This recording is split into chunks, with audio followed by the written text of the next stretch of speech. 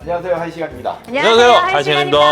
네, 오랜만에 또 모였네. 오늘 우리 뭐인 겁니까 오늘? 아니 모건 스탠리에서 네. 해마다 한 번씩 네. 이 스위스 시계 시장을 분석하는 자료를 내놓거든요. 네. 그래서 2022년 자료가 나와서 아. 저희가 또 얘기를 한번 나눠보려고 합니다. 네. 와, 근데 이거를 제가 한 번씩 그냥 대충 훑어봤거든요. 네. 근데 롤렉스가 진짜 대단하긴 대단하네. 여쭤보고 싶은 게 있습니다. 네. 2022년 랭킹이 딱 나왔거든요. 네. 랭킹을 보셨을 때 네. 헌터님의 생각이 궁금했어요. 롤렉스 당연히 1등을 할 거라고 생각을 했고, 네. 까르띠에 오메가 뭐 이거는 주고받고 할 수 있는 부분이 충분히 있다고 생각을 하고요. 네. 오데마픽에도 뭐 생산량 대비 어느 정도 위치에 갈 거라고 생각을 했고, 음. 그 다음에 파텍 필립도 비슷한 생각을 했어요. 네. 근데 솔직히 저는 리차드 밀이 상당히 약진하고 있는 것 같다는 생각을 하고 있어요, 지금요. 그러면 네. 파텍 필립이 네. 파텍 필립과 비교를 해봤을 때 네. 약 6만 3천 개 정도 생산량의 차이가 있는데 네. 매출액은 약 7천억 정도밖에 차이가 안 나거든요. 그렇다면 만약에 리차드 밀이 더 많이 생산을 해낸다면 네. 더 높은 고지로 안돼. 나는 소리 지는 거 봤어요. 연기가 좀 안 많이 돼. 들었어 지금. 아니 요즘 왜 봐봐. 공개하시지? 리차드 밀은 지금 현재 리차드 밀의 진짜 포지션에 싫은 거야. 포지션에 나는 충실해야 된다고 생각해요. 되게 충실해야 된다고 생각해요. 그렇죠. 가격을 올리더라도 리차드 밀이 가격이 비싸서 못 사는 건가요? 네. 너는 그렇잖아. 그러니까 리차드 밀을 사는 사람을 말하는 거야. 아 오케이. 너네 말고 네, 너네는 알겠어요. 너네는 그냥 로즈몽이나 차. 뭐지 뭐. 어. 야. 자, 리차드 밀을 구매하시는 분들이 네. 과연 그 돈이 비싸서 못 살까? 피를 주고 사는데 오히려 아니죠. 리테일가보다 피를 주고 사는데 돈이 없어서 못 사지는 않을 거라는 게 내 생각이에요. 과연 이게 생산량이 늘어난다? 자, 그런 메리트가 뚝 떨어질 거예요. 반대로 차라리 가격을 올려가지고 파텍을 따라잡는다고 하면은 내가 뭐 인정을 할 것 같아. 근데 과연 생산량을 뭐 지금의 50% 늘린다고 해가지고 리차드 밀이 파텍 필립을 따라잡을 그 짓을 한다? 그럼 나는 리차드 밀에 대한 정체성이 싹 사라진다고 생각해요. 지그가 처음에 이거를 설립해가지고 대중들한테 알리면서 홍보했던 광고 방식이나 홍보 방식들 우리는 아무한테나 시계 안 팔아. 전 세계 0.0001%의 부유한 사람들한테만 시계를 팔 거야. 이게 모토인데 그 모토를 자기들이 자기 입으로 말한 거를 깨게 되는 격이 되잖아요. 그럼 과연 그 시계 가치가 있을까? 없죠. 뭐 얘가 전통성이 있는 시계가 아니잖아요. 맞아요. 예전부터 오래 오랫동안 그런 시계가 아니기 때문에 그런 마케팅 방식으로는 저는 이거는 하면 안 된다고 생각을 해요. 근데 요번에 조금 제가 좀 특이하게 생각했던 게 있어요. 네. 그 랑에 이제 인상하는 거를 보고 네. 와, 이게 우리가 생각하는 거 상상 이상으로 가격 인상이 이루어지구나. 그러니까 랑에도 대표적인 소량 생산하는 그 브랜드 중에 하나거든요. 네. 되게 소량만 생산하는 브랜드 중에 하나인데 네. 뭐 아시다시피 여기에 지금 순위권에도 못 들어와 있어요. 네. 못 들어와 있는데 그래도 저는 랑에라는 시계 포지션, 걔가 갖고 있는 독창성, 그 다음에 뭐 어떤 의미적인 측면으로 봤을 때, 뭐 여러 가지들을 봤을 때 상당히 그 브랜드에 대한 정체성이 명확한 애라고 저는 생각을 해요. 뭐 그거를 대표하는 뭐 드레스워치 쪽에서는 랑에가 대표적일 수도 있고요. 네. 일반적인 시계를 말하는 거예요. 네. 뭐 더 좋은 독립 브랜드들도 많겠지만 일반적으로는 그런데 리차드 밀이 흔히 말하는 스포츠 라인에서의 그런 느낌인 것 같아요. 일반적인 시계 중에서는 독립 시계들 제외하고요. 그리고 티소도 저는 솔직히 상당히 잘하고 있다고 생각을 했거든요. 네. 근데 결국에는 판때기를 딱 열어보니까 열어보니. 예를 들자면은 어차피 규모는 대략적으로 저는 정해져 있다고 봐요.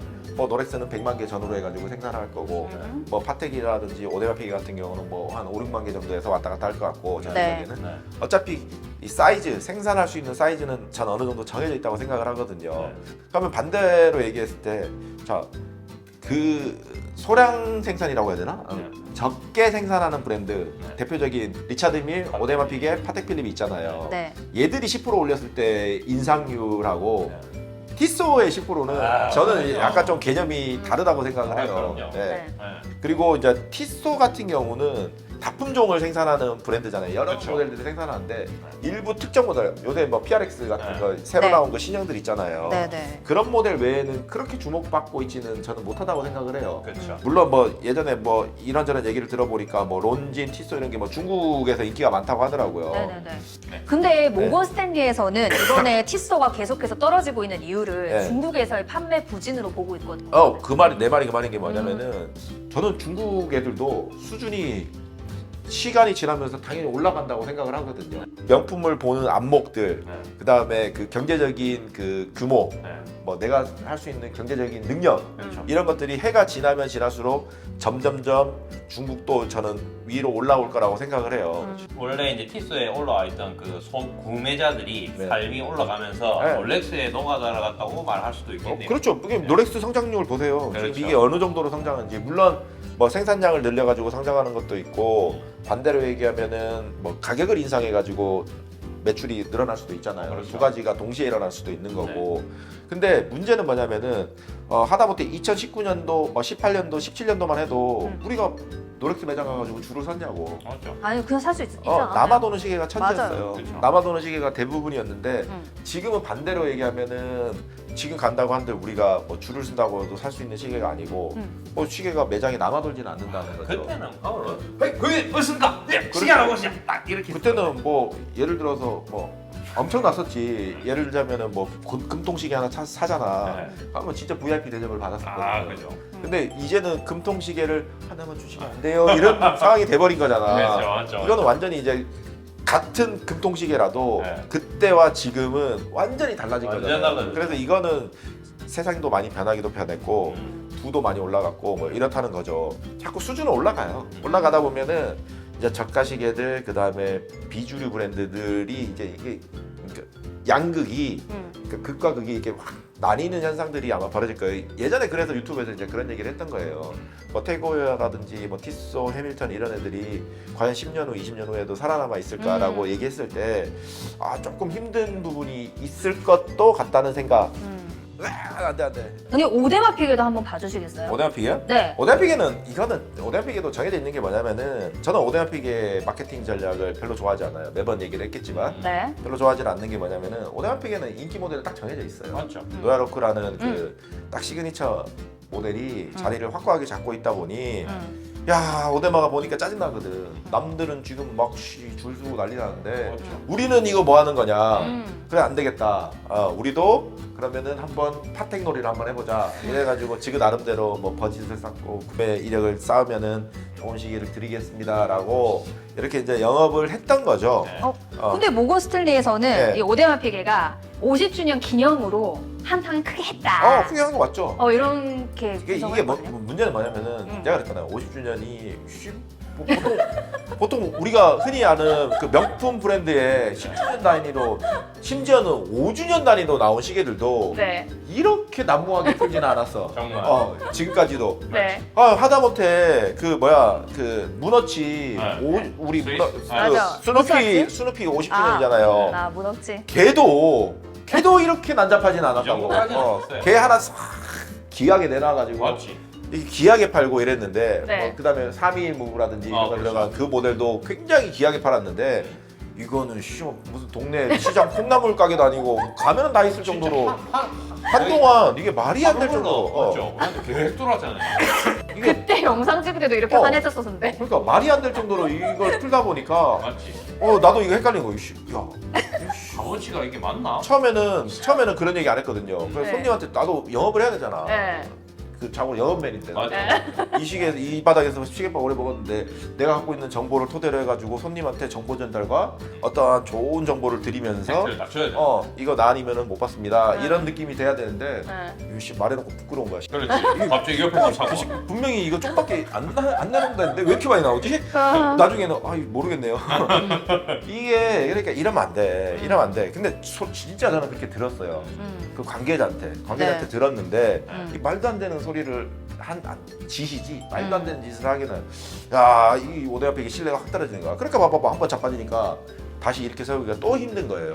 그러니까, 아니 오데마 피규어가 네. 그렇게 만들고도 네. 매출이 3배나 올랐다니까요. 그러니까 당연히 오를 수밖에 없죠. 그러니까 지금 이 현상도 네. 우리가 지나고 보니까 보인 거잖아. 그렇죠.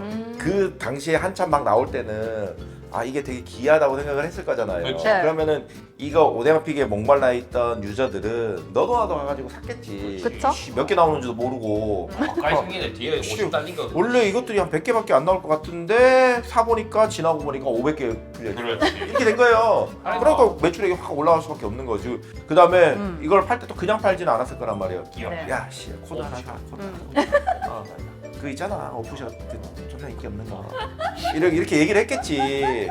그러니까 이제 너도 나도 그렇지. 1620 하나 받으려면 있다 이거. 코드 하나 사야 된다. 어. 아유 사주고.